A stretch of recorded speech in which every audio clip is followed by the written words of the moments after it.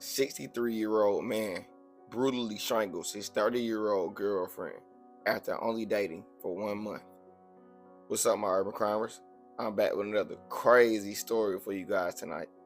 Make sure you guys go ahead and hit that share button, drop a like, and follow for more true crime content. This is the tragic story of 30-year-old Sierra Jamison. She was brutally strangled by her 63-year-old boyfriend after only dating for 1 month and wanted to go ahead and cut things off before they got serious. This story takes us to Chicago, Illinois, known to have one of the highest crime rates in America. Sierra Jamison was a beautiful, devoted mother who truly enjoyed life and adored her child. She grew up in Chicago, Illinois, and was known to be a very cool and laid-back person. After high school, she would go on to become a phlebotomist and truly enjoy her career. She also was a devoted mother. She had a 6-year-old son and would go to the end of the world for him. He also lived with autism, and Sierra was there to fight with him through numerous surgeries at a very young age. Now, before their relationship, Lawrence Boyle and Sierra were great friends for over 10 years. He was a very great friend to Sierra, and despite his age, they became very close friends. One day, they both decided to have a romantic relationship, and although things were weird in the beginning, they seemed to work things out in the end. But this would only last for 4 weeks. After Sierra would find out about Lawrence's criminal past, it would immediately call things quits. This made Lawrence very angry.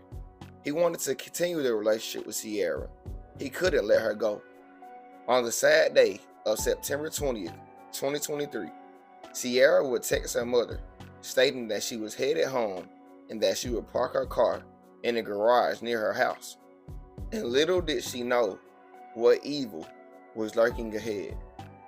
Lawrence continued to think about Sierra day in and day out and couldn't get over the fact that she actually was leaving him. So he would come up with the evil plot to do the unthinkable. He knew where she worked, knew her schedule, and also knew what time she would get home that day. The 63-year-old man would actually hide in the garage for hours, waiting for Sierra's return. Sierra arrived home, and as she exited her vehicle, Lawrence would appear. He would then begin to brutally strangle her. Sierra would put up a great fight, but eventually, she would stop breathing. Lawrence would then drag and hide her body in the garage. He would also cover her with tarp and take her phone. And you guys wouldn't believe what he did next. Lawrence would actually call his ex-wife from Sierra's phone, telling her exactly what he had just done. And she demanded that he did the right thing and turn himself in to police. Hours passed, and Sierra's mom would reach out to her after calling her numerous times with no answer. She would begin to become worried after calling more times with no answer. This wasn't like Sierra. Sierra's mom then notified her older brother to go over to her home to check on her.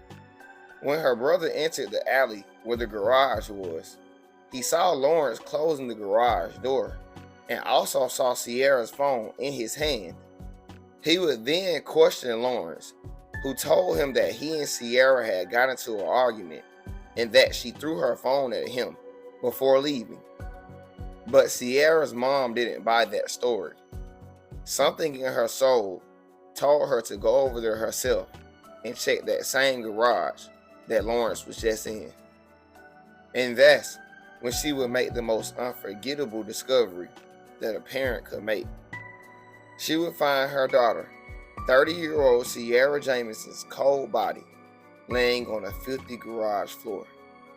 63-year-old Lawrence Boyle would turn himself into custody just hours after her discovery, after feeling guilty about what he had just done.